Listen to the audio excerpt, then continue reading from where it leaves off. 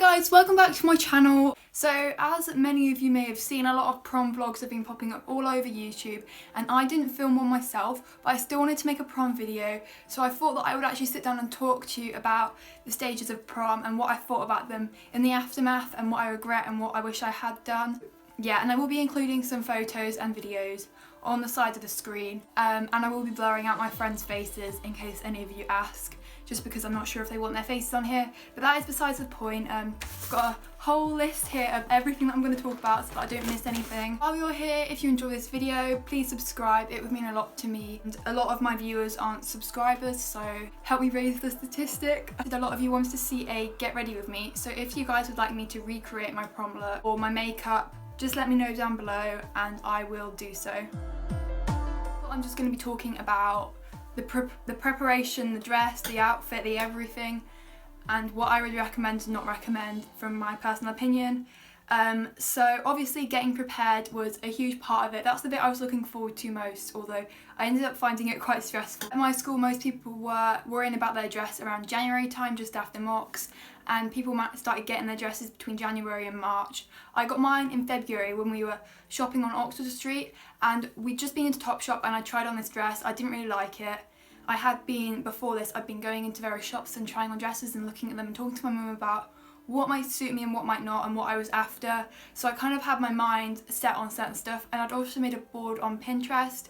And just be open-minded with your dress and consider your body shape and what you want showing and what you want not showing. But back to the story, we were down Oxford Street and I was like, oh, I'm so stressed because it was about 9 o'clock, I was tired, I didn't really want to do anything. But my sister saw this shop and it had some really nice dresses in the window, and it was called Coast. And the one on Oxford Street is really good because you can get it in Debenhams or John Lewis or whatever, but the one on Oxford Street is just so much better. So if you're there and you're looking for a prom dress, I'd recommend going. The ladies were so nice and the changing rooms were like amazing.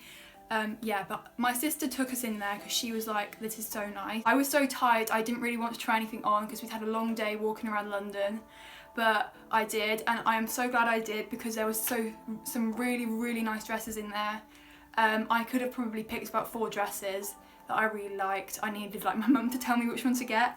I ended up going for a 2-piece because I wanted to be a bit different. And in my local area there is this one shop that everybody goes to, and all the dresses are really expensive and a lot of them aren't very nice in my opinion. Although everyone who wore them actually did look really good. But just like everyone went there and I didn't want to have the same as everybody else. So I went to Coast, and I'm so glad I did because they had some amazing stuff. And I'll put a picture of my dress somewhere on the screen now. So I went for a white top and a black bottom. White always seems to suit me and black is just simple, and I didn't want the dress to age because maybe in 10 years time, I don't know, navy blue might be really unfashionable. So yeah, and I also went for the 2-piece because I knew that I could kind of wear it again. I could wear the top with some jeans if I really wanted, or I could buy a new top from the place and wear the same skirt as a different prom dress. So I just thought that was a better option and cheaper. And the dress itself, it wasn't cheap, but it was better value and better quality than the ones in the local shop, as a lot of people's dresses did tear.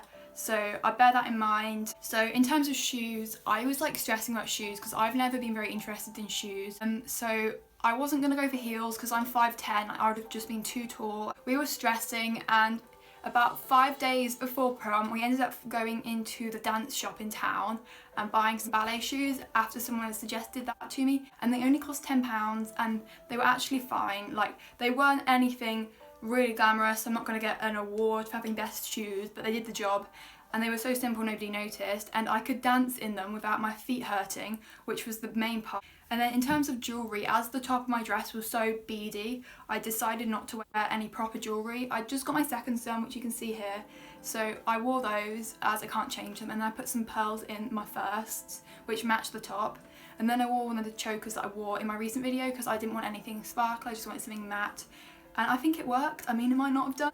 And then in terms of hair, my sister did my hair, and I will put a picture of the bun that she did.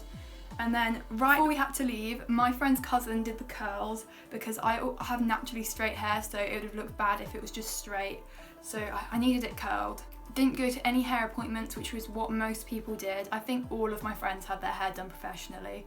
So I was the odd one out. But to be honest, if you don't want to pay 30 quid to have your hair done, you don't need to, because you can use what you have and be resourceful, and you can probably get it done just as well. My sister's really good at hair. We had to practice a few times obviously, but we worked out what we wanted to do, and obviously I could tell her exactly what to do without being rude, and just all worked out, and we had a laugh while doing it. And then in terms of makeup, I did my own makeup, which was really risky because I'm not good at makeup, but I practiced the look a few times in the night before just to make sure I was happy with it, and I was practicing my makeup for months beforehand, just every time I felt like it, just to check that I was actually able to do it on the day. And that was what I was most worried about, because if my makeup had gone wrong, I'd have been really disappointed after I've been working up to it for so long.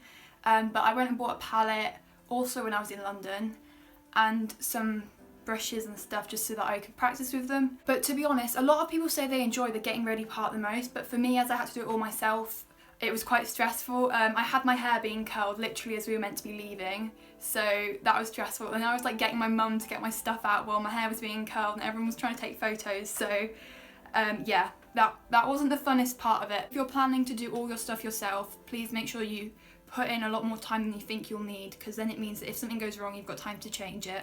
Because we ended up spending an hour on my hair, which I'm glad we did because I didn't want it to look bad, but it did mean that we were rushed in other places, so yeah. And now I'm going to talk about prom itself, because obviously that's the main part. So in terms of transport, we had an old car and there were lots of us using it. About 12 of us used the car, and it went in 2 runs, so it cut down to about £20 each, which was really good. And my friend's parents organised it, so we drove up to the hotel. We had our photos taken there because the hotel's like all fancy and really nice and stuff. And then we went in their car to just outside the place where we had prom, and they drove us in the car because we were very tight for time. And when we arrived, it was a bit intimidating at first because everybody just looked so nice from what they looked like at school, obviously. So I was a bit intimidated at first, but eventually I just calmed down because it was absolutely fine. I was assuming I looked alright as well, because obviously I don't wear £5 of makeup for school every day. So we kind of had some food, and to be honest, the food wasn't very good. That was just my prom in particular, because when I've watched other prom vlogs, the food did look good. So yeah, it just depends on what you like. So I'd eat beforehand just so that you're not hungry, because I didn't eat very much and I have a tendency to eat quite a lot. Oh, half my hair's fallen out. Oh, I might just leave it. So we like danced for the entire night basically, and we walked in and out, we took a few photos. I do wish we'd taken some more photos just because I don't like a lot of the ones that I took, but that's just life, isn't it? And I'm really happy I didn't wear heels, because about 20 minutes in, no, that's an exaggeration, about an hour in, most of my friends had to take them off and walk around barefoot. And I would have hated that, so I was so glad that I didn't wear heels. And in terms of what to take, obviously you only have a small clutch bag, and my clutch actually was given to me by my stepmom, so I didn't have to pay for that at all, and I just made sure it was all nice before I used it. I took a mascara because I'd had problems with my lashes. I took my phone, my prom ticket, and the purse with a tenner in, and honestly I didn't use anything but my phone. So if you think you're going to need stuff, take it, but I doubt you will. And obviously, since there's not a lot of space in your bag, you're not going to be able to take very much. So just like be really realistic about what you're actually going to need, because once you're in there and dancing, you're not going to be like, oh my god, is my eyelash falling off? Oh my god, my nail's falling off, I need to go fix it. Because you just want to enjoy it, you don't want to worry about what you look like, even though that is part of it.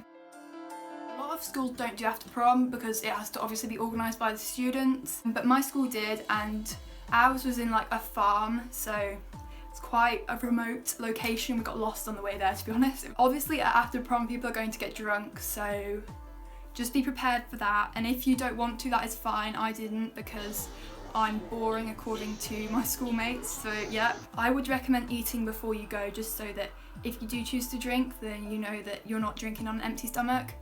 That's always good. And we took a lot of food and we took our own drinks just so that we weren't drinking anything dodgy, because sometimes people do put stuff in your drinks. Because I'm boring, I took a bottle of water, which I'm so glad I did, because the only stuff to drink there was obviously alcohol. There was literally no water, so if you wanted water, it would probably be drank by other people. So I wanted my own, and it was nice. Obviously there was quite a lot going on, and I hadn't really been to parties before because I'm not that sort of person. I really enjoyed it, to be fair, until stuff started happening, which I'm about to get onto. If you choose not to camp, because sometimes at schools they do camping out after the Afterprom, I didn't, most people did, to be honest. Make sure you leave before you want to, if that makes sense, so that you don't end up leaving when you have to, or when something goes badly wrong and it won't overshadow the night. This is if you're sober, obviously, because sometimes you don't realise when stuff has gone wrong, as literally everybody there didn't. I was like one of the only sober people, but to be honest, I just wanted to keep in control, and I wanted to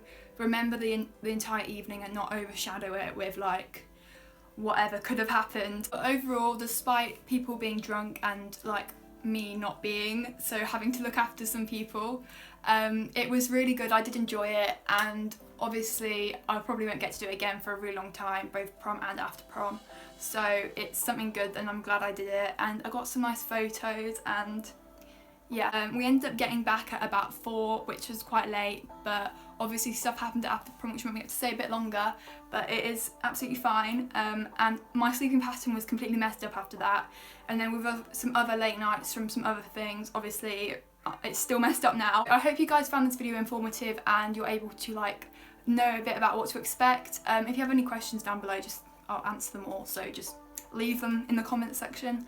I hope you enjoyed, and I will see you next week for a brand new video. Goodbye!